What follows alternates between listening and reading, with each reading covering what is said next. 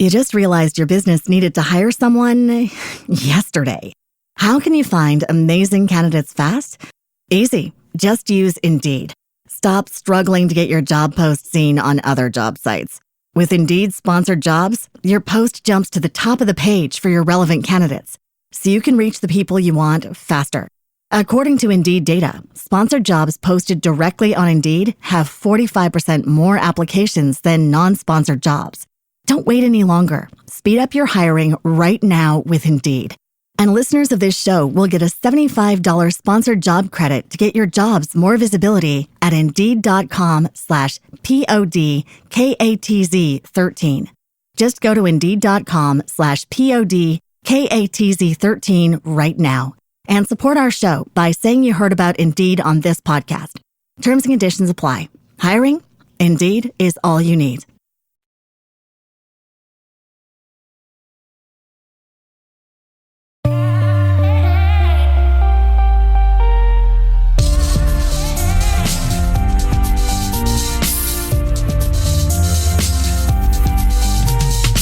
You're listening to Make It, the indie film podcast. Hello, and welcome to another episode of the Make It podcast. I'm your host, Chris Barkley. And I'm your host, Nicholas Buggs. It's good to be here, brother. It's good to see you. Good to see you as well. I see that we all love love. We're dressed in red and pink today, except for Papa Bear, who is dressed in the classic Make It Black. Welcome, producer Papa Bear, to another episode of the Make It podcast with us. Thank you for ushering us along in this journey. Joining us today is our esteemed guest, Sofia Yepes. Sofia, say hello. Hello. Hi. Hey.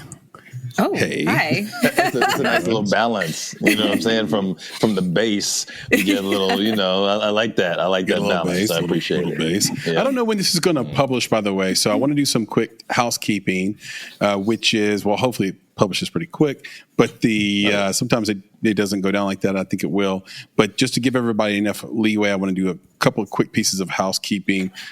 First and foremost, the Nashville Film Festival. As many of you that listen on a weekly or bi-weekly basis, you know that I am on the board. I'm the president of the board of the Nashville Film Festival. Nashville is a wonderful city. So if you're listening around the globe, come to the Nashville Film Festival September 18th through the 24th.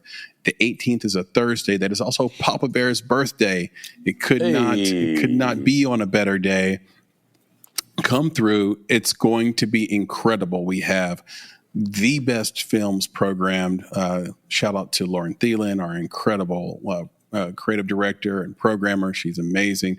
Shout out to Jennifer Bonnier, who does some programming for us as well and is a filmmaking partner of mine. Shout out to Jason Patchett, who we've had on this very podcast that breaks down the Nashville Film Festival in detail. Nicole Kidman's going to be there. We're going to have some screenings from Jennifer Lopez's new movie, which is getting a ton of buzz, a lot of Oscar-worthy buzz. And speaking of Oscars, the Nashville Film Festival is an Oscar qualifying film festival. So it's a big time thing. It's just getting better and better and better every year. We have enormous goals for this festival. And this festival this year, September 18th to the 24th, will be no exception. You will see how ambitious we were putting this together. It's going to be a blast. There's going to be tons of conferences, breakout sessions, workshops, filmmaker networking, gatherings. Nick, are you coming to this year? I think I'm about to say, the way you're talking it up, man, I'm like, dang, you get my ticket right now. Be there. And I'm like, you know what? Here's the deal. Mm-hmm. I want to be there when Nicole Kidman walks into the empty theater and sits down on the seat and says what she says, like she does at the beginning of every AMC movie. So, like, heartbreak looks good in a place like this. Whoa! That's right. Whoa! Exactly. Yep. Maybe we can get her be right there. Maybe we can get her to say. I mean, look, Nicole, if you're listening to this by chance, if you're watching this by chance, listening to this by chance, I'll make no secret of it. We would love for you to be the Robert De Niro of this sort of, festival, right? Like, how De Niro's with Tribeca, you get Robert Redford with Sundance. Yep. Nicole Kidman, doors wide open. We love you. We think you're super talented. She's going to be doing a Q&A for her film Cold Mountain. at the Country Music Hall of Fame. It's going to be amazing. We would love for her to be the face of the Nashville Film Festival. We have no objections with that. So again, September 18th to the 24th. Okay. Nick, come on down. Come on down. I've got a ticket for you. Make a very, Sophia, very compelling argument. Sophia, come on down. You are. I will host you. Yeah. I will host you. You will pay for nothing. This is my offer to you. And Papa Bear, you will be out of town. So. Celebrating his birthday. Festival's coming. I'm getting out of town. Yeah. So I can have room to drive on the streets. So, there you go. PB. Gotta love it. You dropped a traffic joke on us. Okay. The other announcement is just that we had some pretty cool breakthroughs with some of our platforms around apparel and gear and things like that. So we've been working on this for a really long time, probably too long. So maybe we'll have some new things for you there. So keep your ear to the ground on apparel and gear and things like that coming right around the corner. All right, let's get into our first segment with Sofia Yepes. Story is King. I'm excited. Ooh. Story is King. Okay, you ready, Sofia? I'm ready, I think. Where were you born? I was born in Medellin, Colombia. Okay, describe your household in 3 words growing up. Okay, growing up. Wallpaper. I'm going to write this down. Yeah, I like it. Basement. And attic. Okay, so describe wallpaper, describe basement, and describe attic for the people. Okay, so the wallpaper part is we moved in there when I was like 4-ish. And I just remember when we went to go see the house, it had this very funky clown wallpaper in the bathroom. That is a little bit odd. This is in Queens, right? Yes, this was in Queens. So you were left Colombia, went to Queens. Okay, got it. Yes. And this was actually Rosedale. Okay. And I just remember the wallpaper. And when my parents decided to buy the house, that was my question: is like, are we buying the house with the wallpaper? That was. What a mature question, by the way. At 4, right? Well, you got creepy clowns on there. I would ask the same thing. Is this the house we're getting? Because those eyes are looking at me. Like, we're gonna have to do something about that wallpaper. Yeah, I'd be in there with a Sharpie. I'm sorry. Like every clown eyeball would be marked out with a Sharpie. Not doing it. Oh, I'm about to have those. Making it even. Okay, basement. Oh, basement. Okay. We had a basement, and for some time my grandfather lived there, but it was also just like a playroom of mine when my grandfather wasn't there, even when he was there. And I remember I was doing a project for school. First of all, I love the smell of basements. Give me a basement. Oh. They're funky. The smell's funky. I keep learning interesting things. It smells like nostalgia. That's what it is. I love every basement is like that, but it's nostalgia. I'm with you. Is that what it is? Okay. Thank you. Appreciate that. Yeah. So my grandfather didn't speak a lick of English, right? Oh, wow, and yet he would watch TV all day long in English. And I remember I was doing a project for school, and we had to do a current event project. And I decided to put on a whole news show. So I was doing the anchor part of the news show, and I'm telling the story. So like the bar is over here, and my grandfather's sitting just off the camera, and he's watching TV, and he's watching Family Matters. Hey, and I'd be talking about something super serious, like, this just in, breaking news. And then my grandfather, Steve Urkel, would do something, and my grandfather would just die laughing, and we couldn't help but start laughing with him. And that's just like one of my favorite memories of my entire life. Oh man, wait, I might have to go off camera for like half a second. Just let me do that. If y'all give me grace, Chris. I'm gonna be right back though. So don't jump to something else. Like I'm still here. See, I'm still here. Like I'm still. All right. So for everyone just listening to this, Nick has left the screen. I left the building. He is coming back with something. He has black figurine, a black child in his hand. Oh my God! Nick is holding a black child. Oh, I'm sorry, it's Urkel. It's not just a black child. It is a figurine of Stefan Urkel. That's right. Oh, Steve I love Urkel, guys. him. I got you, Sophia. I got you. That's what's I up. appreciate that. Love it. Thank you. I got Thank you. goodness Yes. it wasn't just a regular black child that he was holding. See the people, yeah, exactly. People on the audio right now are like, "Wait, Nick is holding a small black child. Like, what is happening right now?" That's no. It's in the palm of It's a his Funko hands. Pop, people. It's a Funko Pop. I've abandoned my boy! Okay, so Yeah, Chris be pushing buttons, man. Like he just got these buttons, and he's pushing them, and the sounds come out. It's just it doesn't make any sense half the time. Don't just ignore it.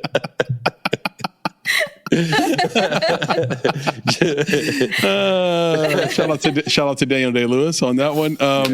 Okay, talk about attic. All right, So you love the smell attic. of basement. Your grandfather's down there. What about attic? So the attic was another playroom of mine, and How did it smell? actually, I don't remember. Right. Probably But good. yeah, we just had this we had an actual playroom, and then the other room was my dad's office, which we took on as our playroom too, because obviously, you know, that was his fault for putting it so close to our playroom. And he when I was younger, he worked at a mattress store, and we had like random mattresses in my house, like just a bunch of mattresses. Yeah. So we would get on a mattress and slide down from the attic all the way down to my That's awesome. Wow. It was so fun. There was injuries for sure, but Yeah, of course. Yeah, because the mattress stops, but you keep going. So Keep yeah. going. That's right. and of course it's the time you're where your chest is to like the stairs, so you're like going Yeah. down and your chest is just like hitting all the stairs. It's great. I Good love that. times. Yeah, that's Worked awesome. at that I love store, it. had all these mattresses in your house. I had a friend I grew up with that his dad owned like a I don't know. He didn't own he owned a company that distributed Mars candy, I believe is what it was. Okay. And so I went to his house, and he didn't have furniture, but he had as many candy bars as you wanted. What? These candy bars were everywhere. And I was like, can we eat this? He goes, no, that's inventory.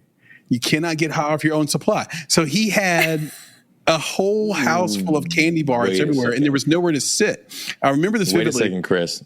Candy Are bars, these and he Mars had candy bar tables? Like, does he have Mars candy That's what bar I'm picturing furniture? too. Like- It's just like furniture made out of Mars candy bars. You know, like- Exactly. That's what he's like. You can't, like, bro. You can't sit there, but you can't eat that. You know? yeah. Exactly. The longer Well, it you was- it sit was- there, the softer the couch. This whole That's right. yes, and well, I remember distinctly that you could sit on the boxes. I mean, like, yeah, but you couldn't Okay. eat what was inside the boxes. Just boxes stacked everywhere. So he was like the Pusha T of candy bars. You know, he had like a whole house full of, and they had this, and they had a parrot. Bro, I got your Mars. Like, I'll never forget that they amongst all these boxes, Nick, was a cage, a giant cage that had a parrot that could speak in it. So it'd just be like, Mars bar. Yeah, like what did it say? What? Don't eat the supply. What would it say? Right. Like, Yeah. Don't get high on your own supply. I don't remember. rule number 1. I don't remember. right. I don't remember everything it could say. I think it could say the basic thing like Polly wants a cracker, and then it could curse. They taught it to curse. So, and I don't remember Hey, that first statement, Chris. But I is was a mad child, racist, by the way. and I was I'm like, not gonna say anything about that. which one? Polly wants it. I'm not gonna even go there. Oh, Polly wants a cracker. Is it? Okay. See, Polly wants a Mars bar.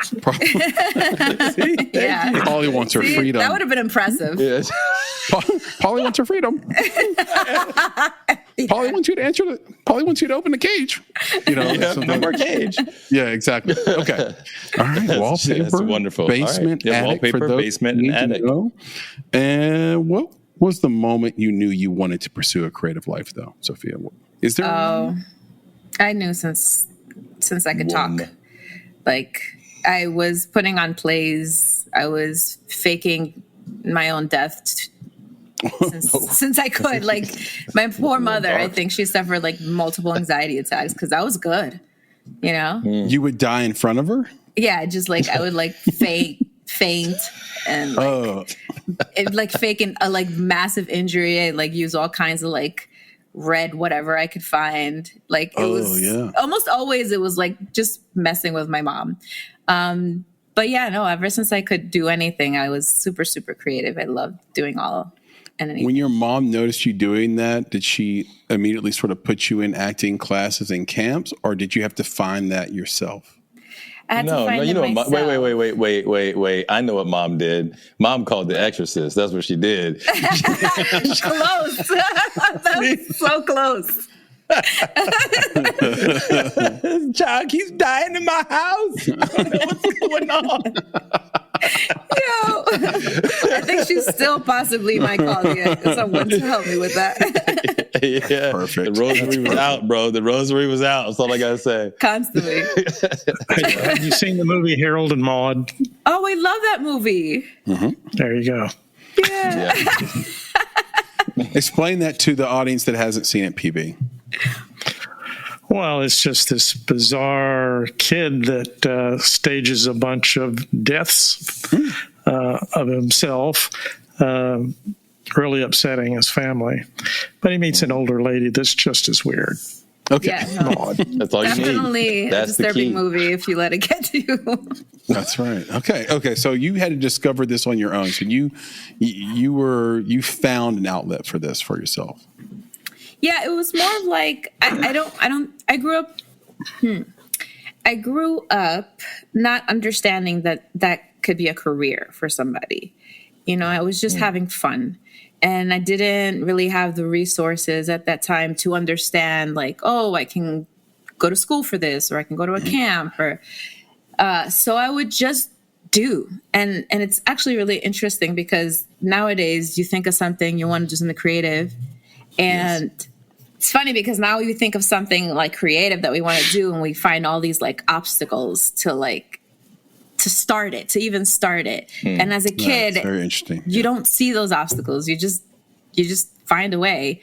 And so that's kind of how I expressed myself as a kid. I was just always doing it, just making plays or putting together shows or movies or whatever I can get my hands on. So let's talk about your career a little bit going into it. What should this audience know you for? So what, along your career path up to this point, and what are you working on now? I think what they should know me for is The Low End Theory. That's the film that we finished a couple years ago and that just recently got some distribution. Heck yeah. Yeah. It's a feature film that I co-wrote, produced, and starred in. It's a lot. Yeah, I realized that along the way. Yep. And yeah, it's great film. I'm very proud of it. And my favoriteest part is that I got to do it with my friends. Like I brought my friends along on this journey and everyone was just like, yeah, let's do this. And we all have this awesome movie that we're very, very proud of. And what am I working on now? I'm actually working on putting together a TV series. It's in the process of getting the pilot written, but we just finished up the Bible. I'm super excited about it. I co-wrote it with a fellow mama. And we are both from New York. She's from Brooklyn. I'm from Queens. And this character is someone who was raised in the streets of Brooklyn and just only knows how to get through life by, doing the grimiest things, but with like a good moral compass, but like it's grimy the way that she does it. Okay. And then she Very New York. ends up having to go on the run and ends up in Tarzana, California. And then she's like, what the hell is this place? Okay. Do you have a tentative name for this? We do. We haven't gotten the copyright yet, so I can't exactly. All right. Yeah, we don't want to give it okay. Forthcoming. Is it a web series or is it I got a question or is it going to be a pilot pitch? Pilot pitch. Mm-hmm. Okay, got it. Nick, go ahead. Sorry about it. Yeah. My question is, you said from New York, right? Mm-hmm. And then ends up in this crazy place in California. Mm-hmm. Oh, yeah. How how much of a parallel is this to your own life going from New York to Colombia? Oh, I think, yeah, I can say that either to Colombia or coming here too. It's totally parallel. I mean, like you're used to things being a certain way and like being even just ordering your coffee a particular way, and then you come to a place and they don't understand what a regular coffee is. You're just kind of like, this is like the simplest thing. Just, come on. So it's funny you mentioned that because I just traveled and my wife was like that when we traveled. We were in Paris and she was like, I just want a coffee. And they were like, you want an espresso? She was like, no. I said, I want a coffee. And then like give her another option. It's like, not that. This gotta be so difficult. What she does want is an Americano, but she doesn't. But she has to know how to order the Americano. Is only known in Italy. They didn't know that in Paris, or either that, or they just didn't want to give it to her. I don't know. Oh no, they do Americano in Paris. They do Americano. Yeah, like they didn't want to. But what about drip? Isn't a drip? Well, a drip is just an Americano made differently. Really? Yeah, but you know what she wants. She wants that black coffee in the cup so she can put her creamer and her sugar in there. So, like, don't overcomplicate it. So, yes, really? I hear you. Truly? So, yeah. Well, I oversimplified, though, to your point, Nick, just now. And just to be clear with Sofia and the audience about this. So, in my understanding of it, so with coffee, you're going to have a ground bean and hot water at hopefully 205 degrees is going to kind of drip over it and then turn it to. Thanks, Chris. Okay. Turn it to 105 degrees. I'm a coffee nerd. And then you're going to get like a pot of coffee, hopefully out of that, right? Okay. Okay. Sure. With an Americano, it's actually made with espresso. So you're basically having a coffee bean that's ground a lot finer, right? Oh. So it's about double as fine as regular coffee brew. Oh, so then you're going to get the shot of espresso, and what your wife wants, Nick, is that double shot. That would have tasted more like coffee to her, I think. So she 2 shots of espresso, and then you're going to put 8 ounces of water, hopefully at about 205, but maybe the 212 over top. What are you even doing? Like, and then you stir it happening right now. And then that stick your finger in it. And then that is an Americano. That is an Americano. And so that might be the difference your wife is noticing in terms of the flavor profile is that she may not like espresso. She just wants a coffee. That's what I'm saying. I just told you what coffee was. They don't do that shit over there.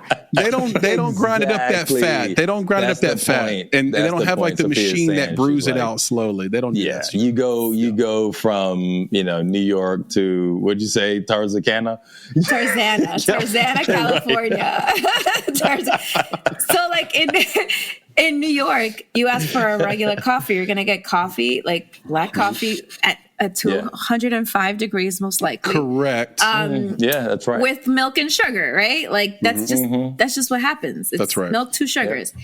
Out here, and I'm in California, and I'm right next to Tarzana.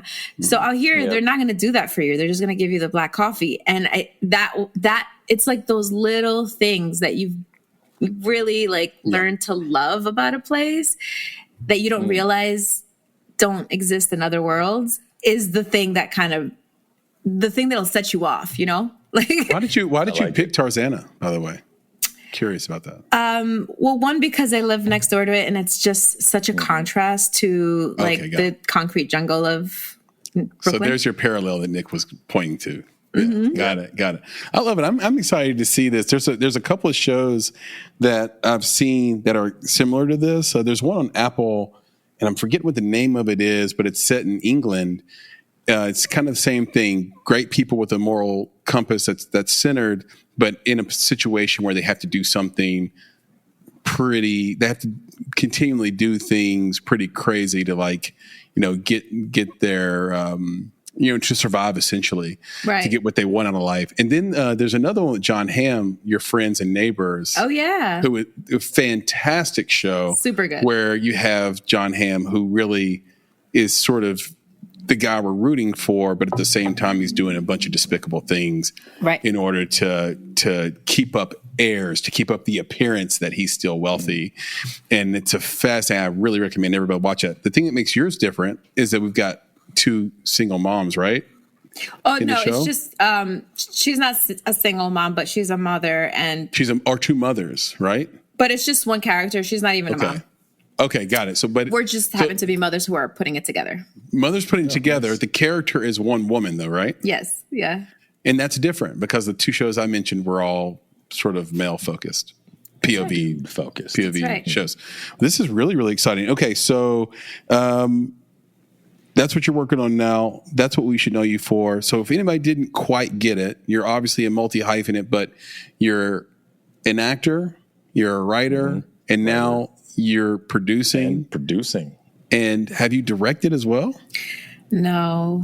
Not yet? Okay. No. Okay. Maybe my cousins when I was a kid. Yeah. You got a bunch of home videos you directed and credits. Yeah, love it. Yeah, so this is incredible. This is super exciting. I cannot wait for you to make these things come to life. And best of luck in the pilot process.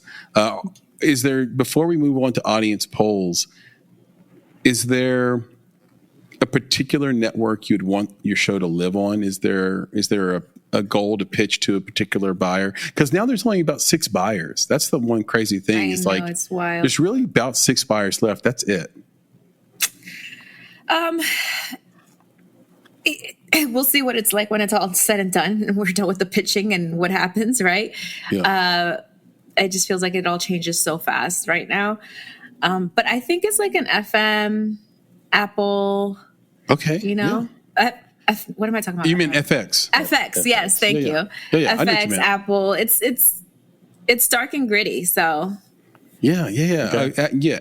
Absolutely. I think that's really cool because it is true that like it feels like every streamer show has a flavor to it. Mm-hmm. Like you see a show like Severance and you know that's an Apple TV show. Oh, yeah. Like that wouldn't really, maybe would exist on HBO Max, but for the most part, you really know, oh, that's an Apple thing. Yeah. The Owen Wilson show, Stick, you know that's an Apple thing. Whereas like a Game of Thrones or like this new show, which is amazing called Rage, everybody should watch it. Oh, yeah. It is not in English. And I recommend not playing the English dubbing of it because it's terrible. Version. Yeah. Watch it in Spanish. It's Spain Spanish. Okay. Not Mexico Spanish. But and then have the captions on, and it's fine. It's a really, really good show. It's like Chris. The problem is that no, we're of a different generation. We're of a different generation. We read, bro. Like we're okay reading. Oh, we read. Oh, yeah, the reading. Yeah, I forgot about that. Forgot about the illiteracy. Yeah. This generation, you're gonna have like a bunch of emojis and like. Or it has to be like in a blue text box or something like that. Well, clearly, Warner Brothers knew this, Sophia, because they spent money to dub it. Yep. I mean, I think That's also all of them have to, you know. Yeah. Netflix's credits are like 17 minutes long. They're like longer than the shows because they're dubbed in every language, you know. Yep. This is true. Shout out. But Chris, before we go to the polls, though, I do have a question. I'm like, Sophia, how did you find yourself in Encanto? Like, how's that work? Encanto. Yes, Encanto. Like how did she that didn't happen? mention that part. She's playing the humble. It was an audition. They were looking for Colombian voices, and the audition was, "Can you be a street vendor? Like, sell me something from the street." And boy, oh boy, do we have street vendors, and they're so interesting in like how they sell. So I think, should I do one of them? Should I do one of these? Yes. Let's go. A little far away from the mic.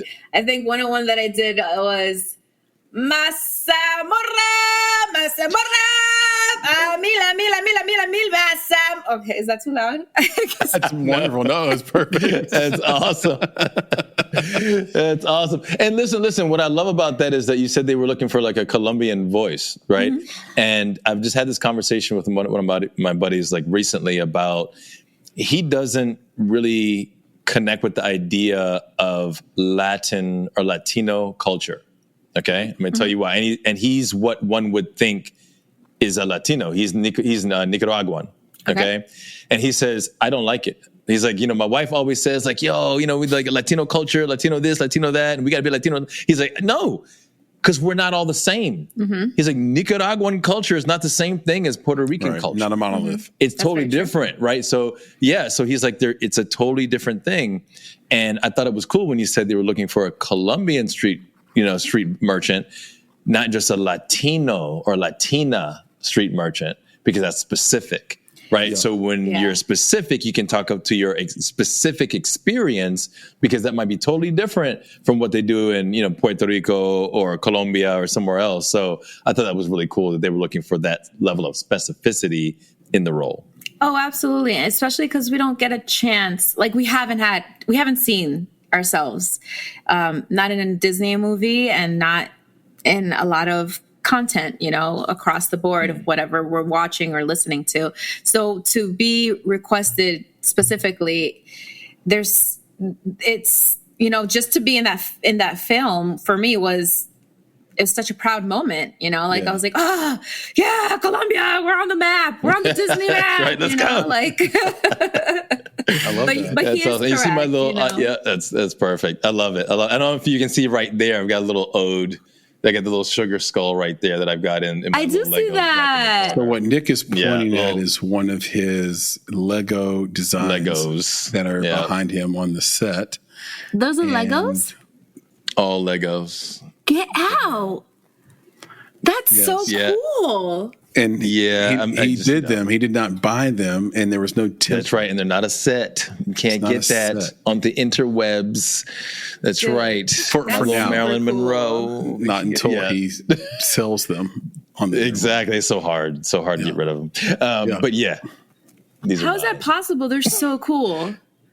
Oh, thank you. But it's like you said, you just create. Like there's no one telling me I can't do it. Yep. Right? Yeah, absolutely. Exactly. And you're having fun, I'm assuming. Exactly. Yep. Right? Okay. All day, every day. You only see in part of the wall. There's more. And there's more on the floor. There's more. So Nick has like a dedicated Lego room. They're everywhere. That's so impressive. And it's not just Legos. You. He has all sorts of things in there that he sort of shares with the family. But it is a massive room dedicated in a house to play, basically. That's right. And it makes it a unique space for sure. And I love it. And Nick, what you said, we repeat all the time, especially with the AI fears sort of coming in every direction for every creative we know. No one can stop you from doing art. And that's the great thing about being a creative. Mm-hmm. Now, you can be afraid of not getting paid the same or paid to do the art you used to do. And those are legitimate fears and things we have to work out in society as we go. But no one can take it away from you. That's the whole thing. You can never be taken away from you. You do what you want to do when you want to do it. Okay. Nick, can you, we don't have audience polls like we normally have them. Normally our audience polls, guys, are from our YouTube page. We pull them off. We read the results of the audience poll to you, and then we discuss. Mm-hmm. Okay. But today Nick has a remix for us. Am I correct on this, Nick? You're remixing. Oh, yeah. Fake it. This is just a nod, right? I think all my segments today are a nod to the film, right? The low end theory. So I was just thinking, I know that, Chris is a bit of a hip hop head. We're both, musicians. We love music.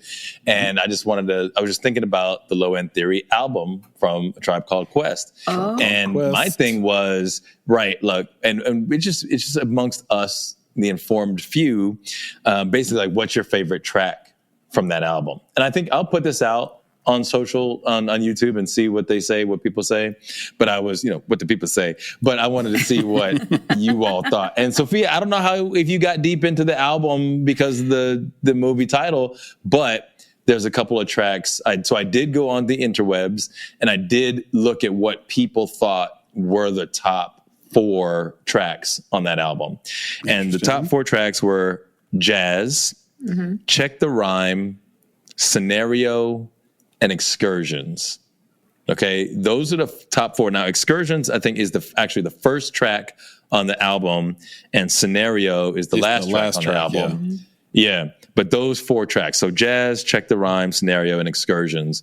And I'm just going to say, when I'm thinking, like, if I had to just answer the question, like, off the top, it's Scenario. Just because it's the one that persists. It's the one that's in my head. It's the one that, like, has lasted over time. And if you were to ask me, just name a track from the album, I'm like, what's up? You know, what's the Scenario? Like, I'm just, that's the track. Okay, so anyway, it's also been sampled, right? Okay, don't exactly. don't put the song in here because we'll get copyright dinged. You could put that. You could put the album. Yeah. You could put the album cover up there. Yeah, but what's the scenario? Scenario is my track. So I just wanted to know from your perspectives, out of those 4, Jazz, Check the Rhyme, Scenario, Excursions, what's your favorite track?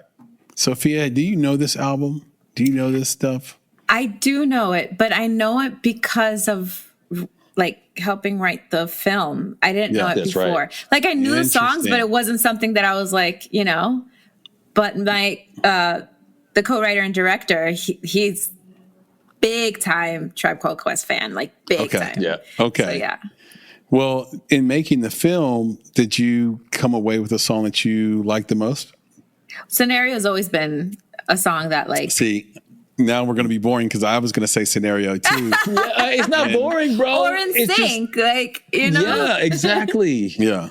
I mean, Scenario is the one for me, but you know, the anthology, the Can I Kick It, to me is that's the big song to me that people. So for those who don't know, I mean, they will know that song. But for those who don't know who Tribe Called Quest is, or like really don't know the discography, they're going to know Can I Kick It because it just shows up on it, you know, everywhere, like throughout time. Even I think maybe a ton of commercials and everything. And movies. The new Tom and Jerry movie. Oh wow, really? Yeah, I didn't know I was this. like, oh my god, this movie has such a great soundtrack. Like, you know, it's crazy because we were just talking about this before we were recording. Like how there's like this thing that I read where like the last 2 generations view Ferris Bueller as like a villain, like as a terrible friend. Like this is one of my favorite movies, and I've never viewed Matthew Broderick's character as like a bad friend or a villain in the story. He's a hero. Oh. Exactly. Right. I understand. My bet. I wonder how these new audiences will perceive Jerry. Because in Tom and Jerry, crazy stuff it happens to Tom. So like, listen, my son loves it, but I think he's like into. You know what I mean? Yeah. I never liked it. I was like, oh my god, they're so mean to each other. Oh my gosh, Or like Roadrunner now is the villain, right? Not the Coyote. Because Roadrunner keeps sending Coyote to get. He's not the villain, bro. Roadrunner is just trying to mind his own business. But like, the Roadrunner's just supposed to allow Coyote to come in and like, exactly. Get out of here. Like, no, but think about the extent Roadrunner goes to hurt Coyote, though. No, he doesn't. It's the opposite. He paints a fake tunnel on the brick. It's the opposite. Coyote is the one doing that to get him, but it always backfires because he's buying stuff from Acme. Delivered to like the desert? Come on. That must have cost a ton. Yeah. Hey, exactly. That's what I'm saying. I'm trying to figure, that's probably where Amazon got their idea from. Same day delivery, bro. I wouldn't be surprised if it isn't true because you're like a young Bezos and you're watching this and you're like, like that's a great idea. That's what if we could get dynamite like delivered directly to our door same day, right? But make it no matter where you are, make it affordable. That's right. Anyway, I'll just be curious to see what the new generations think about sort of the cruelty that happens to both Tom and if they ever make a Roadrunner movie to Coyote. That's all. They were supposed to based on everything's flipping. Maybe it's all bots, Nick. Maybe it's all bots. Okay. Can we go to your filmmaker Q&A, sir? Okay. You know what? Okay. Maybe we should pay some bills. Let's pay some bills. Oh, you want to? I'm good with that. We got to keep this show afloat, Nick. Yes, sir. Yes, sir. Let's do it. I like that. Let's dance it out. Right. Pay some bills. Hey, guys. Chris here. If you've ever been lost abroad or badly needed an internet connection with no Wi-Fi spot in sight, you'll understand what a difference a local SIM card can make. And eSIM provides an internet connection wherever you travel and saves you money, tons of money, on roaming fees. So enter our esteemed sponsor this week, Saley, a new eSIM service app brought to you by the creators of NordVPN. You can choose from several affordable eSIM plans in over 190 countries in 8 regions. With a Saley eSIM, you'll always have a connection when needed. Just download the app, select a country, region, or plan, and install the eSIM. It's that simple. For our discerning Make It listeners, and only our discerning Make It listeners, you guys can get an exclusive 15% discount on Saley eSIM data plans. Once again, very easy. Just download the Saley app on your phone. Use the code MAKEIT at checkout for 15% off. You're going to download the Saley app on your phone, okay? You're going to pick a country. You're going to pick a region. You're going to pick a plan, whichever one you want, okay? Then you're going to install the eSIM. It's that easy. I did it myself. I did it under 5 minutes. It's great. And they work like magic. Again, go download the app and at checkout, enter the code MAKEIT for 15% off today. You've heard me talk about Function Health over the last 2 weeks. Listen, your mood isn't random, okay? And it's not always about stress. Sometimes your genes are pulling the strings. So I don't know if you know this, but there's a gene, MTHFR, that helps your body process folate, a nutrient essential for making DNA. It can disrupt how your brain makes the neurotransmitters that keep you steady and clear-headed. Here's how it works. MTHFR converts folate into its active form, which your brain needs to make serotonin, dopamine, norepinephrine. Variants in this gene can disrupt methylation, a process that clears out homocysteine, a compound that fuels inflammation as it builds up. Too much homocysteine can damage blood vessels and has been linked to depression, anxiety, and cognitive decline. All things nobody wants, right? Some signs an MTHFR mutation might be affecting you. Okay. If you have these things, listen up. Fatigue and low energy, anxiety and depression, migraines and chronic pain. But here's the good news. You can measure it and do something about it. Function gives you access to genetic testing available as an add-on to see if you carry MTHFR mutations. If you do have an MTHRF mutation, it doesn't mean you're broken. It means that the right inputs like methylated B vitamins and folate-rich foods might help your brain work better. Your mood isn't random. Your genes are talking. Function helps you listen and act. Inside Function, you can test over 160 biomarkers from heart and hormones to toxins, inflammation, and stress. You can also access multi-region MRI and CT scans, all tracked in one secure place over time. It's an enhanced view of what's happening in your body. That's why top health leaders like Dr. Mark Hyman, Dr. Andrew Huberman, and Dr. Jeremy London are all behind Function Health. We choose Function Health and think you should too, because it's the only health platform that gives you access to the kind of data most people never see and the insights to actually take action. Okay.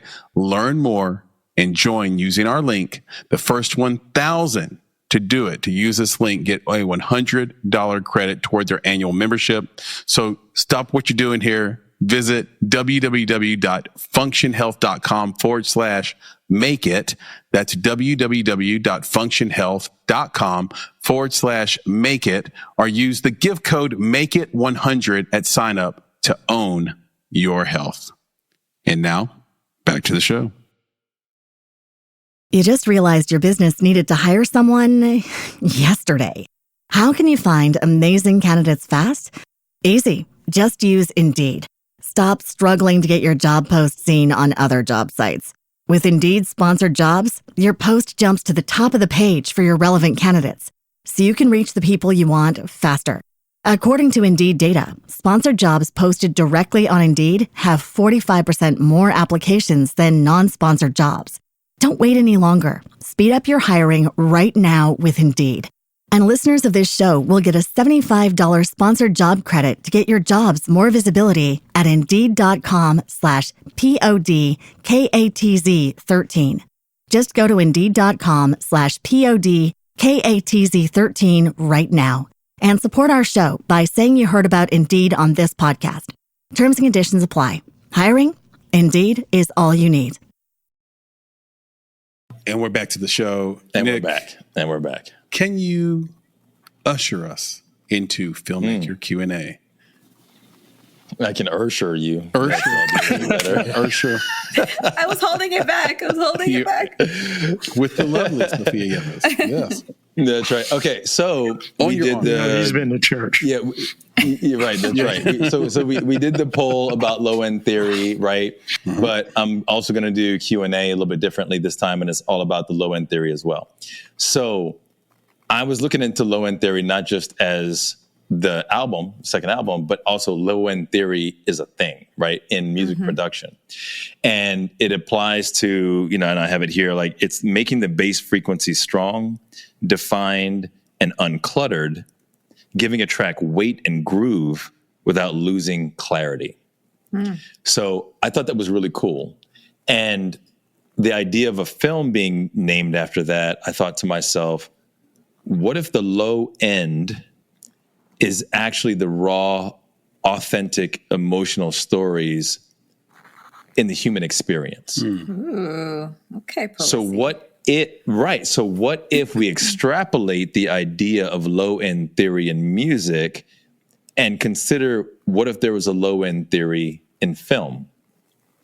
So I kind of just breaking that down and then broke it up in a couple different parts. Okay, so I'm going to go through these different parts, and each part will have a question associated with it. So just tell me if you're following. Of course, Sofia, this is for you. So, all right. So the first thing is you want to anchor the emotional frequencies. Okay. So in music, in mixing, the kick and the bass are your anchors. In film, your anchors are the emotional core, the 2 or 3 thematic beats or truths you want the audience to carry away. Okay. So my question is, for the low end theory, what were the main authentic cultural or emotional truths that anchored the movie? Oof. What a question. My goodness. There's a lot of different ways to say this, but I how it comes out today is, consequence, karma, good, bad. So the emotional truth is, do I do this thing, right? Should I do something that may hurt someone else, but with the intention of helping somebody else? Like that question where it's like, you're stuck in a moral dilemma where like you may hurt somebody. You're probably hurting somebody. You're doing the wrong thing technically, but you're doing it for the right reasons. Wow. According to you, right? Yeah. Yeah. And I actually just had a conversation with my mom about justice and like the sacrifices that you're willing to give or to make in the name of justice. Because it's tough, man. Like you can look at any generation and look at the struggles you go through from, well, it's political struggles, cultural struggles, environmental struggles. And you kind of wonder, like, am I going to step up? Am I going to be that person that makes that move, that does that thing, that helps other people? But I know that if I do this thing, I'm putting someone at risk. That could be me. That could be my family. But there's a greater good. And you have to ask yourself that question, right? Like, is it worth it? You bring up a really interesting point. I had this conversation with my son. He's 8. About 2 weeks ago. And I was telling him about what was going on in Los Angeles and, with all the raids and the protests. And we were talking about it. And this is obviously affecting me and a lot of my people. So the way that I talk to my son, there's certain things I can, certain things I can't say. But the main point was, hey, we have to stick together, and we have to fight for one another. Like, we have to be there. Like, and, he understood that, and he was like, okay, like, I hear you. Yeah, we're going to fight for each other. And then a couple of days later, he came back and he goes, some people that are fighting are going to jail or getting hurt. And he goes, I don't want you to go to jail or get hurt. So could you not fight? Could you not do that? and it was a real question for me, because I'm like, yes, I understand where you're coming from. I know where the fear is coming from. And I'm also scared that something might happen to me. And we cannot not fight. Like, we have to, whether it's finding different ways of fighting back or resisting, but I do think in the long run, this would be good for him to see me do. Right. If that makes any sense. Yes, it does. It's an authentic cultural truth that centers you and your family, right? It's amazing. It's amazing. All right. So the next thing. All right. So the second thing is frequency separation is similar to story space. So in music, and Chris knows this better than maybe most of us here, that the EQ, right, the equalizer, carves out room for each instrument. In film, you want to make sure that you don't let every scene carry the same emotional weight. So my question is, can you describe one of those quiet moments in the film that gives balance to the intensity that fuels the drama in your story? That gives balance? I think it's now, the moment. Well, go ahead. I have a thought from your real life that you shared, but go ahead and share the movie thought. I think some of the scenes that give balance is when she is with the woman that she falls in love with, who isn't her partner. Her name's Veronica. Raquel is my character, and she's deeply, deeply, deeply depressed. And when we see her with Veronica, it's almost like a lightness, like she's able to let go of the sadness and able to smile and able to like somewhat see a glimmer of a future. And I think they don't do much. They'll just lay in bed and have like a conversation about a tattoo or whatever, or they'll be at the beach and just hold hands and look at each other. And that gives a little bit of a balance to her heaviness, because she is a pretty heavy character.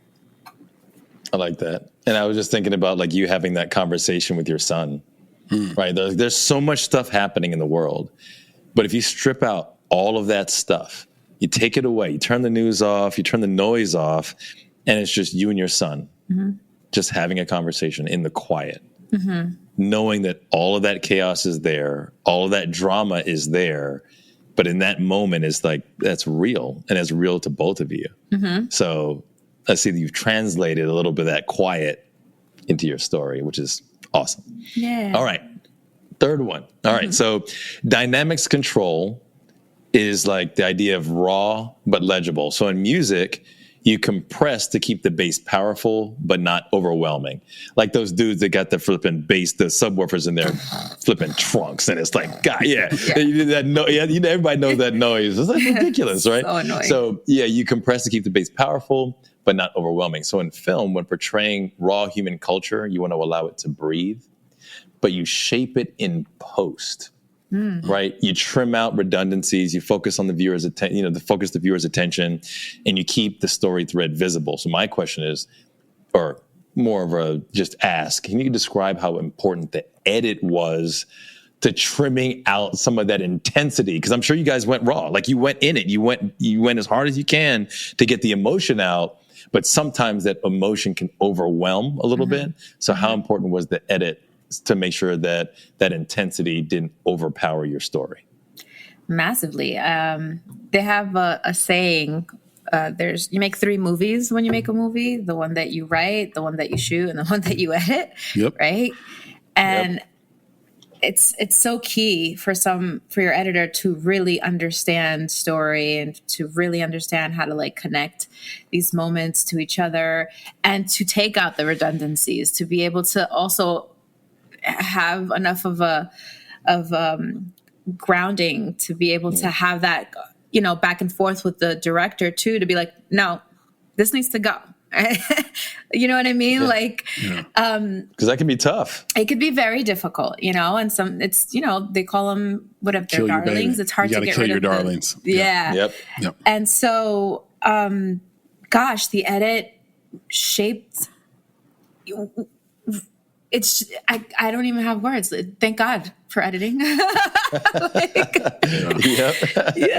was massively important. It just helped really land the things that we wanted to land, Okay. Yeah. That's perfect. All right. Yeah. It's Chris, you had something on that? No, I mean, I think it's spot on. I mean, the whole deal with editing is, if you have a great editor, that editor is a storyteller. Mm-hmm. That's right. Right. So they're 50%. I don't want to get into percentages, but they're highly technical, and then they're highly networked people, right? So they can pull in different elements from you from other people that are technical, and then they're also great storytellers. So they can get you, either the writer, the director, the performer. They can get you out of that space of being. What's the right word? You're sort of too in it. So you no longer. So in music, you mentioned music, Nick. So for example, if you listen to someone sing flat for an hour, it's on pitch now. You literally have to take the cans off, headphones off, take a walk, come back, and you'll hear it flat again. But your brain is so advanced, and humans are so amazing that they will fix it. They will fix what's wrong, and they will normalize it. You will stop seeing a bad performance in a movie. You will stop seeing the thing that you thought was something. Now it's nothing. Editors help you get out of that because they're going to see the thing that you stop seeing and fix it. Well, just to piggyback off of that, one of my favorite scenes is a fight that I get into with my best friend in the film. And they had to take it out. And I was so bummed about it. I was like, no, it came out so good. And I was like, I just loved that scene. And I couldn't wrap my head around why we were taking it out. But once I saw the bigger picture, and Miriam Kim, she was our editor, she rocked it. We realized we needed to see that bond of best friends. And we didn't have the luxury to have them fight, because there's a huge payoff in the end, right? And so, as hard as it was to say, okay, fine, get rid of that scene, I'm really happy that they did it in the long run because it's so much better that way. It served the story, right? So Totally. Little known fact, me and Nick's feature film, Another Version of You, our favorite scene isn't in the movie. And this is why director's cut test screenings are really important, right? Because we test screen it with that shot in because it's so awesome. And the audience thought that the two main characters were not brother and sister, but lovers. And because of that, you had to take that scene out. Because even though it's beautiful, even though it was just technically perfect and it was like this really endearing moment, confused the audience. You can't kill the story for it. So again, Kill Your Darlings is really real. When you make a movie and you that's when you realize that's not just a cliche. That's like, oh my God, are you serious? We're leaving my favorite thing on the cutting room floor. That's really hard to do. But you got to do it. Yep. I want to see your feature. Oh, it's everywhere. Just go to Another Version of You on the internets and it'll come right up. I'm gonna. That's right. You'll love it. All right. So number 4, we got Mono, the Low End, which is really about grounding the story. And I love that you gave me a segue when you said you want to ground it, right? So in music, the sub bass is kept in mono to avoid phase issues. So in film, you want to give your raw moments a grounding element so they always connect back to the central story or character's perspective. So what did you do to keep your characters grounded in their authenticity so that the audience didn't lose sight of who or what they should be rooting for? Because, again, raw emotion, like maybe even that fight scene, like sometimes it can get so raw or characters can be asked or required to do things out of character that we lose sight of who they are at their core, and we might lose sight of why we're rooting for them. So how did you kind of, through, again, all the intensity and the drama that builds, How did you make sure that we knew this is someone that we wanted to root for? That was actually a really difficult thing to do. It took us several rewrites of the script. Oh, wow. Because she's an anti-hero. So it's hard to make an anti-hero someone that you want to root for, you know? So I think it goes back to your first question, honestly. Like it's a question that we all go through, like whether it's on a smaller scale or a bigger scale. Like she's just someone who is truly suffering. Like she's suffering internally, and she's looking for that moment or that break or that thing that lets her know that she deserves love or deserves to be happy, or, you know, and like that's her North Star. It's like, what's changing that for me? What's allowing me to feel more? What's allowing me to like actually wake up in the morning? What's making me want to wake up in the morning, you know? And to remember that every day, like, I mean, my script was broken down. Every single scene was broken down, and every moment before was broken down before every scene. And like going into every scene, we go over that moment before, we go over with what's happened in her life. We put on some music, you know, to like bring her back to these moments. And with the other characters, we have so many conversations as characters in our characters, you know, like with my boss who played Yuli, like we would break it down every scene. Like, why would we do this? How do we do this? What? And, you know, we do all the groundwork beforehand. We make the notes, whatever notes we want to do that are going to bring us back to that space when we need to shoot it. And we trust. And we trust the process. I love it. Yeah, I love that. All right. So the last one, number 5, right? So side chain the noise. Okay. So in music, side chaining makes space for the kick by ducking the bass. Okay. In film, you want to let authenticity take the front seat when it's time by paring things back so that a raw human moment can fully land. So my question, describe a moment when everything on set seemed to fade away and you found yourself lost between your authentic self and Raquel's authentic self.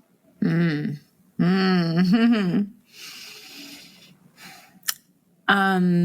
was a few, but I think I can talk about my favorite scene.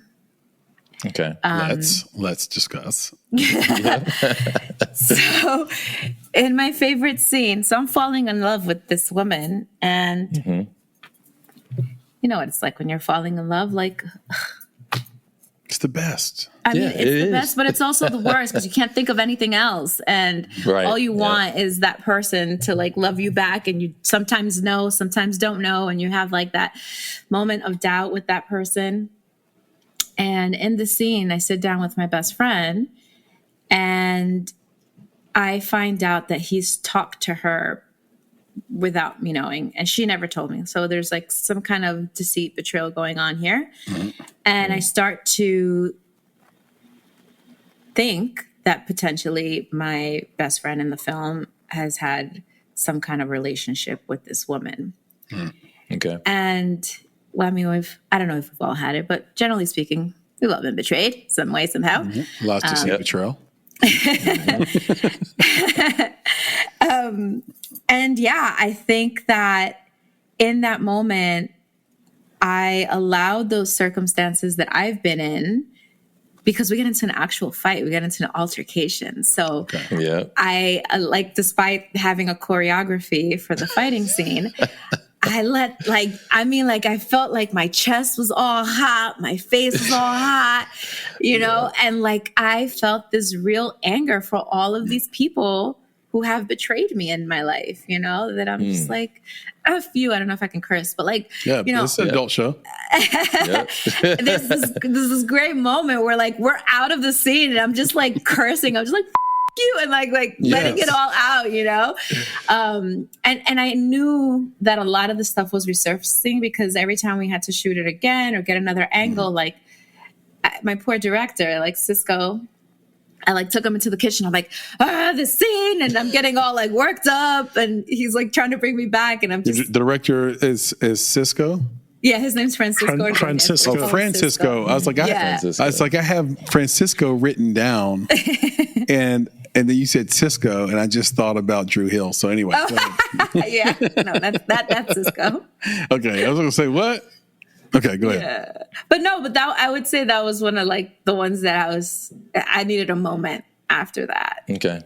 We had Sarah Antonio on before, Nick, and she talked about how, scenes where she had to cry, she would put herself in a place where she lost her daughter. Mm. Yeah. And I think son, one of her kids, she would think about losing her kid and what that would be like. And that would enable her to cry on the spot. And then she would do that and be so in it that people would have to come over and ask, is she okay? And she would actually need time before the next take to get back to real life. Yeah, back to reality. Yeah. And that's a real skill, Sophia. Like it's this, your ability to sort of, it's almost like a disassociation.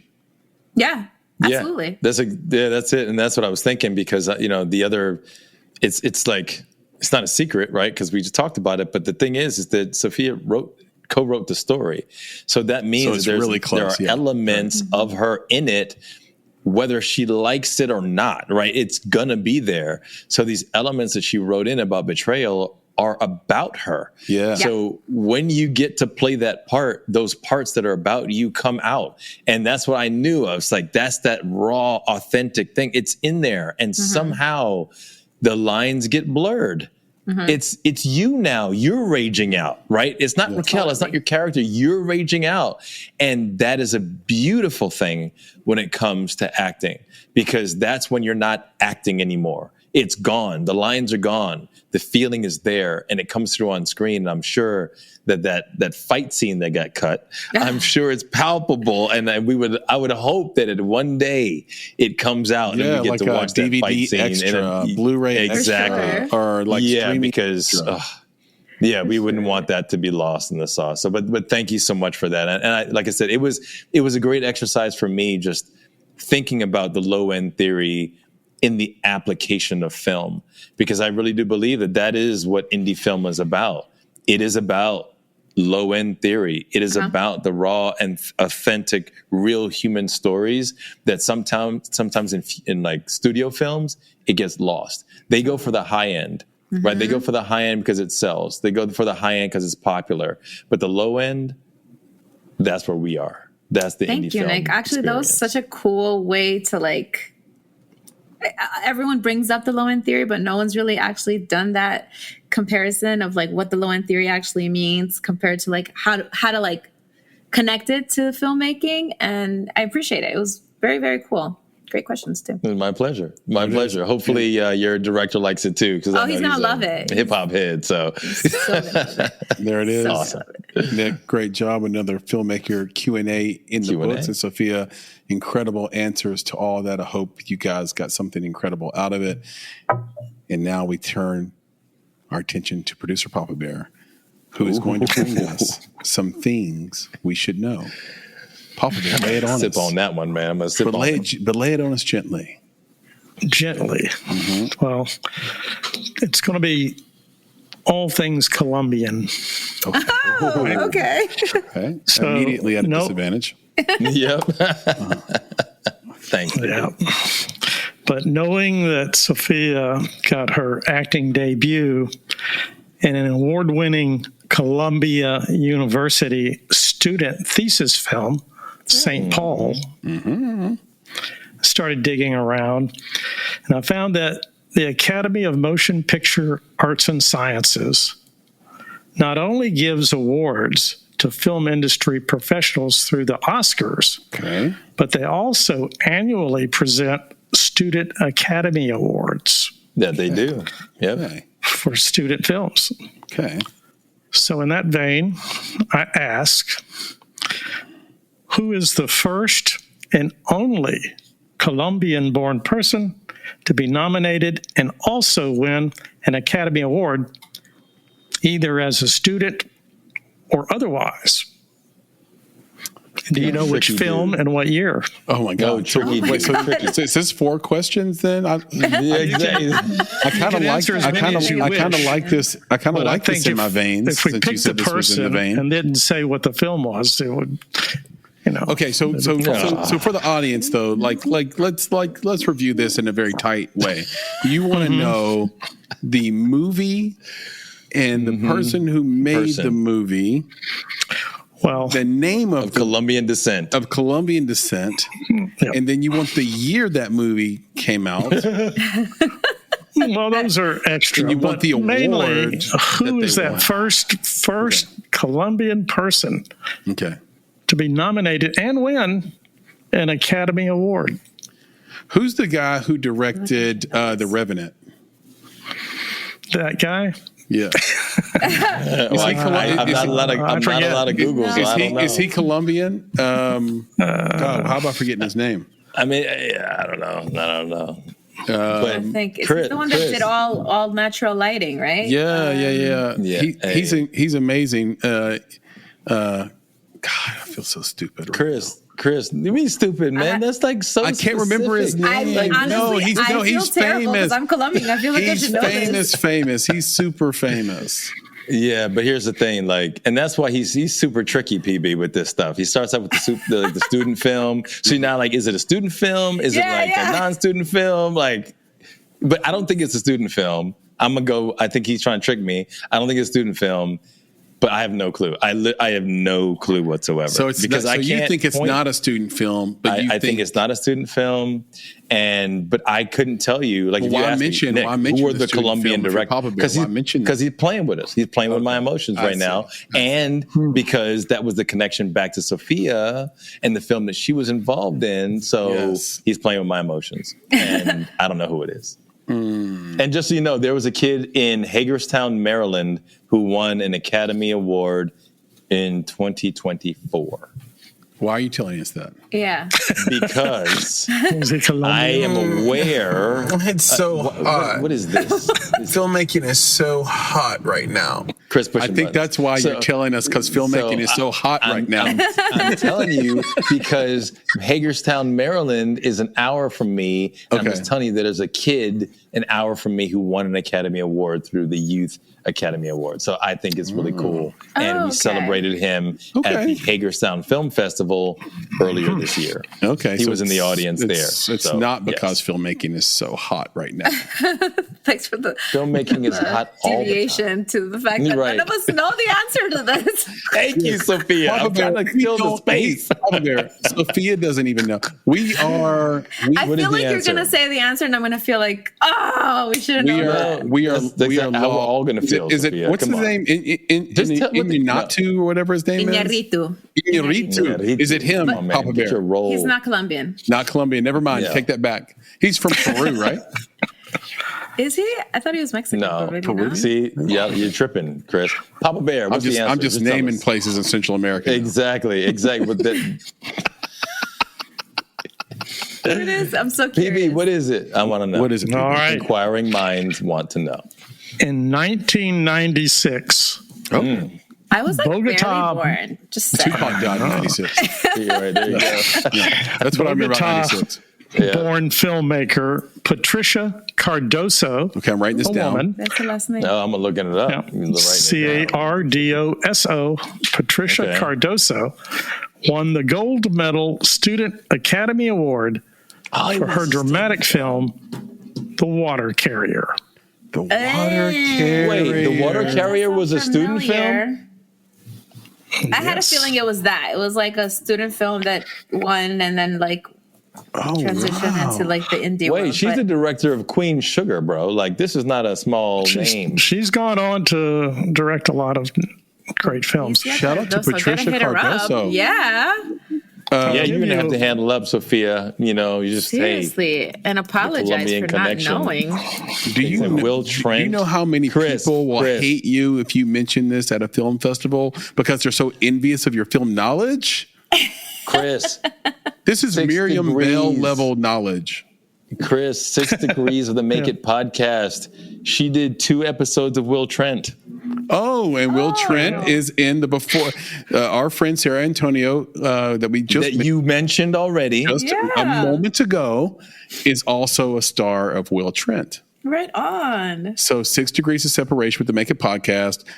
Come on the show, Patricia. Might have Yes, to. let's make it happen. More And- time Yes, on the let's show, make it happen. Yeah, and reach out to Sophia. And we can have She's got Sophia a and- great pilot for you. Yeah, We can have exactly. Oh, Sophia yeah. and Patricia. We make dreams on at the happen same here, time. Sophia. I love it. We make dreams come true That's right. here. Wow. This can happen. I'm just saying, Nick. Like, Good job. Yeah. This can happen. Yeah. I We got to keep this. how- We can cool put of a story would Sophia that be? and Patricia in a room together. Like that's we can do this. No, you guys I'm don't believe? working on it I believe. right now. I believe always. I always I'm working on it right now. I'm like, kidding me? Okay. We Nick, must. Thank you. Let's put it must. together. Papa Bear, thank you so much. That is in Yes. fact a thing we thing should know. we should know. And for the audience, Patricia Cardoso, look her up. The Water Carrier, a student film. Never, ever, ever judge the work you're doing based on the platform. It's a student film. No, just do the best you can do. And good work. And to sort of, quote Lauryn Hill, take what you hear or see in your brain and then make it real until, keep working on it is what she basically said, paraphrasing here, until it matches. Absolutely. And as artists, I swear to God, I don't know why, but we don't do that all the time. We know how we want it to sound or look or whatever in our brain, and then we stop. We say, this is as far as I can go with this. But it didn't match, and it didn't match. So fix it. You can fix it. And this is clearly what she did. So shout out to I'll Patricia. give you a little bonus on her. Okay, bonus. Bonus coverage. Yeah, she's done a lot of firsts. She achieved several other notable firsts in her career. She was the first Latin woman director to receive a Sundance Audience Award, which she won for Real Women Have Curves, which she is known for the most. Additionally, she was the first Latin woman director to receive a Student Academy Award, an achievement she earned for her short film, The Water Carrier. So, Papa Bear, I like this. I haven't actually seen Real Women Have Curves, so I'm gonna check that out. And I appreciate you updating us from what appears to be your cottage. So thank you. Hey, Chris, I got another bonus to add to Papa Bear's bonus. Okay. I just found out that she is the sister of world-renowned artist Maria Fernanda Cardoso. And she is a Colombian Australian artist, sculptor, and illustrator. Well, So she got in the family. Amazing. This is an art. There you go. Art family. We're learning all sorts of things today, thanks to you, Papa Bear, and you've clearly sparked some inspiration and some AI and Google work from Nick. Thank you, sir, for bringing the bonus coverage to us. IMDb Pro Zizzle. Sophia, are you ready to clear the set? Let's Ready to clear the set. Yes. Let's wrap this thing up. Let's clear the set. Let's do it. All right. As she takes a sip of her delicious beverage, and I think I'll do the same. No, I think she got to the bottom of the deliciousness already. My so now delicious she's thing sipping on is water. gone. See, it's empty. She cleared the set on that There one. we go. There it I love is. that. Yeah. I'm gonna wet my beak as well. Yum yum. Yeah. Is that what you do every time, Chris? Yum yum. Yum yum. Yep, like a true lush. Okay, Sophia, what are your top 3 films? Oy. That's so hard. Oy vey. I have to say Rosemary's Baby is one of like the top forever, always my favorite. Right. Oh, wow. Okay, that's tough.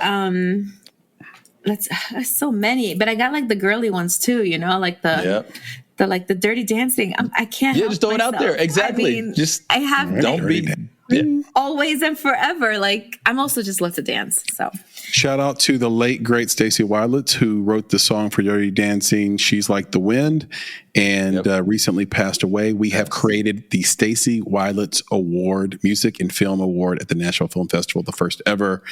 It's going to be awesome. Again, Nashville Film Festival, 18th to the 24th. Come see the Stacey Wildlitz Award. Thank you for reminding me about that, Sophia. All right, go ahead. Third film. it's supposed to be. Shout It was out. meant to be. Make it. And then I guess, that's a play. I don't want to mention that one. I always this always what's just say around it. me? What's Just say it. triggering? You know what I saw recently that I forgot how much I liked it? Was that Tarantino? He wasn't the director, but he was the writer. Oh, True Romance. True Romance. True Romance is great. That is True one romance. of my favorite movies of all time. And yeah, my son loves watching movies, and I'm not ready for him to watch that yet. He's 14. It is tough, but I will tell you, he's getting there. And that movie, for about 1,000 reasons, is just amazing. So good. So good. It's amazing. Yeah. And I mean, yeah. Anybody who's listening, anybody who's watching, like, if you haven't seen that movie, just go see it. And if you have anything bad to say, then you're a bot. It's a writing masterclass, that's for sure, and an acting masterclass. Oh, that's so Jen off of you. Thank you. It's so great. Film you're embarrassed that you haven't seen, Sophia. Oh, She gonna say Godfather. No, I've seen it. I've seen it. I know. I haven't seen all of them though. Okay, that's okay. You know, I've seen it, but I can't get through it. Is Mulholland Drive. Mulholland Drive. Oh, That's so wow. good. Such a good movie. I've tried Okay. like 17 times and I can't. Just can't. This is why we It's all asked the good. question. Film everyone loves that you hate. Scarface. Scarface. Oh wow. You know, I'm kind of with you there. I'll take Goodfellas over Scarface any day. Any day. Any day of the week. No, but I can see why though. I mean, it's not like everyone loves, but if you watch who loves it, like MTV Cribs, it was on all the time, right? Like every dude had it in the background. Why? Yes. Because it was a dude. Just saying, it's not a movie for women. Period. I mean, that's true. So true. I get it. Yeah. He's a certain type of guy for sure. Favorite cheat day meal, Sophia? Oh, I got so many. I guess I'll go to my favorite pasta dish, which is sausage and broccoli rabe. Okay. Ooh. What a unique answer. So, why? I like it. It has broccoli in it, though. Is it really cheat day? Broccoli rabe. Okay. Broccoli rabe, which is like a bitter broccoli, but it's the pasta. I mean, and sausage and Is it cheese?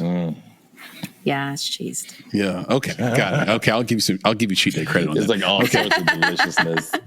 Okay. One thing single mothers do that drives you crazy. As a single mother yourself. Oh gosh. Feel like we have to do everything. Yeah. So you speak to your ladies out there and you're like, hey, you don't have to do everything. Yeah, we feel like we have to be perfect and we have to do it all, as opposed to like right now there's so many dishes in my sink and I'm like, it's okay. We're going to be okay with that. What advice do single fathers need to hear? Be present. Be there for all the things. Amen. Write that down. Be there. Amen. Yes, that's right. Let the choir sing. PB. That's right. Sophia, you've officially cleared the set. Yay. Nice. Well done. Thank you. And as we come to a close on this amazing conversation with you, you've been so generous with your time. You've been so forthright, so funny, so gregarious with us, allowing us to be ourselves as well. Can't thank you enough for that. We end this podcast conversation the way we always end our podcast conversations, by asking our guests, what does it mean to make it? Thank you. That was so many kind words. Thank you so much. It's been so fun. Yeah. I agree. And great questions. Really fun. Okay. What does it mean to make it? I think for me, what I'm learning, I feel like it changes often, and that's okay, is just allowing myself to be my true self, my authentic self, which mostly means loving the people around me as hard as I possibly can, using my voice, for things that I believe in. Being able to choose the projects that I get to work on. Being there for my community. And yeah, I think in other terms, like I obviously love some financial freedom to play with the things, to not have to do the things that I don't want to do. And yeah, I think more than anything is just having pride in every single thing that I do. Being able to say, I'm proud of this. Hear, hear. I actually feel that last part struck me right through the heart. That is exactly how I feel. I get and these guys can attest to it. They work with me every day. I can be a real pain in the ass when I don't feel proud of what we're doing. And so I think maybe learning how to modulate that is helpful, but also I get where you're coming from, which is that it's coming from a good place. And I also think these guys know that, which is that I just want to be great. Yeah. Right? Like life's too short for good. Like our average, let's be great at this. Let's try our best. Let's go for the home run. And so that answer you gave hit me square in the heart. So thank you for that. Can you tell the people watching and listening where they can find you on social media, where they can see your films, your latest film, The Low End Theory, of course, and any of your work and any other URLs you want to promote or share with the audience? Yes, thank you. You can find me, Sofia J. Yepes, Sofia with an F, on TikTok, Instagram, just like that, at Sofia J. Yepes, or anything with the film at The Low End Theory Movie. Mm-hmm. Or at The Low End Theory Movie. And currently we are on a platform called In the Black Network. So you can see the film there. But we're coming to another streamer soon. So okay. And do you know what streamer that is, or can you say, or does it have to be? I don't know if I'm allowed to say it yet. So, but keep pendiente, keep your eyes and ears open. We'll be super loud about it. So just follow us. Does it have an X? Yeah, Nice. I love it. No. I love it. We're connected on the gram, so like when you find out, you let us know. We'll make it happen. I will. That's right. And speaking of the gram, you can find us there on TikTok, X, and all over social media at _ Make It Podcast. You can find us on YouTube if you're watching this, or not watching this, I should say, at the Make It Podcast. Make sure you're putting the. I don't know why the taxonomy works that way, but you do need to put the in the front of it. So the Make It Podcast will be the first thing that comes up on YouTube. If you find us there, do subscribe, like, watch, all that stuff matters. If you are watching us, check us out on Spotify or Apple, where you can listen to us. And of course, on those platforms, it's really important to rate and review. So 5 stars is desired, of course. If you think that we are not 5 stars, don't rate us anything less. Just DM us at _ Make It Podcast, and we'll address why you don't like it. And maybe we'll send you some swag and help change your mind a little bit. If you have 30 extra seconds, you can write a review. A few sentences will do. This is huge for discoverability. So if you are down to support indie creators, and that's exactly what we are. We create this out of our own pockets, own time, everything. We're not backed by a major podcasting studio. Then you know what's up. Leave us a review, rate us, Apple, Spotify, Amazon, and then certainly subscribe on YouTube and join the family here. We post every day. We respond to 100% of all your comments, queries, DMs. So with that being said, Nick, can you leave us with the credo? I will, for certain. And I do have one question before I give the kudos to Sofia. I don't know how to pronounce GANYMEDE, which is a film. NYMEDE, which is a film that you were in. Yes. Ganymede? Yeah. It's an indie film you did. Yes. Ganymede. It's Ganymede. Ganymede. Ganymede. Yes, it's a Ganymede. biblical term. Okay, See, got it. You're supposed to know the Bible like the back of your hand, Nick. That's why I was totally lost. Shame. I was totally lost. Busted. Ganymede. I was like, oh, I don't know how to say this name. Okay, very good. Because I'm sure that from this conversation, people will be looking into her filmography and will see it. So I wanted to make sure that they understood that it was Ganymede. Yes, So it's a campy horror film that was which I actually shot in Paducah, Kentucky, and took a little ride over to Nashville. That was when I got to visit Nashville when I was shooting that. That was amazing. Where did you go in Nashville? Chris? What year was this? 2022. Oh, this is during the pandemic. Went to Prince's Hot Chicken. Exactly. Film came out in 2023. Yes, Okay. I did go to a hot chicken place in Nashville. Did you go to Hattie B's or did you go to Prince's? Princess. She Princess. She went to the OG spot. That's the real. Yeah. That's the real one. That's the Had guy. to. That's the real one. That's the one that I guess the owner got poisoned. That was supposed to kill him, and then he's like, "Damn, baby, this poison delicious." And then that's the story of hot chicken. Nashville hot chicken happened because in the 30s, I think the 30s or 40s, the guy who owns Prince's, Mr. Prince's, was stepping out on his wife as one does. No, I'm just kidding. Exactly. So she was like, "Hey, don't make me rage out, bro. Don't make me rage out." Yeah. And so to get him back, she concocted this stuff that she thought would really hurt him, and it turned out to be delicious, also very hot. And the rest and the rest is history. So if you're supporting Nashville hot chicken, you are supporting something a woman invented. She invented it. We got women to thank for Nashville hot chicken. Yep. And a scorned woman at that. Yes. So there you go. I have to. That's amazing. And again, Chris, 6 Degrees of the Make It podcast, because it came back to Nashville through Ganymede, and we didn't even know that. We didn't even know. I asked the question. We didn't even exactly. So with that, I got to say this was an amazing conversation. Like I felt like it went the way that I expected it to, because Sofia, like your personality, your energy, your joy, your love, it just came through the screen. It came through the audio. Like it 100%. Came through everything. Yeah, this was everything and more that we could have expected. So like, we appreciate you.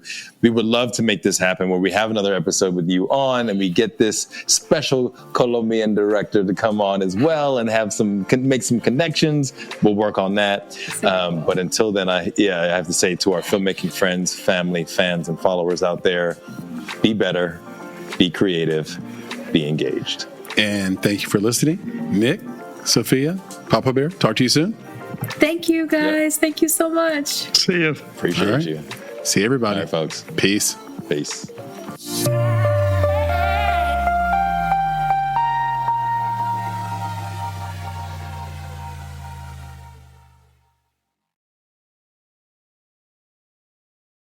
You just realized your business needed to hire someone yesterday.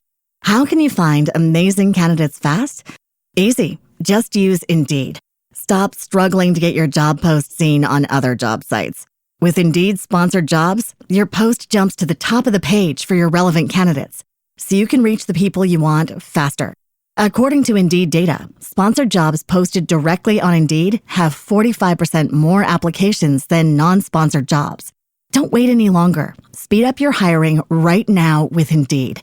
And listeners of this show will get a $75 sponsored job credit to get your jobs more visibility at Indeed.com/PODKATZ13. Just go to Indeed.com/PODKATZ13 right now and support our show by saying you heard about Indeed on this podcast. Terms and conditions apply. Hiring? Indeed is all you need.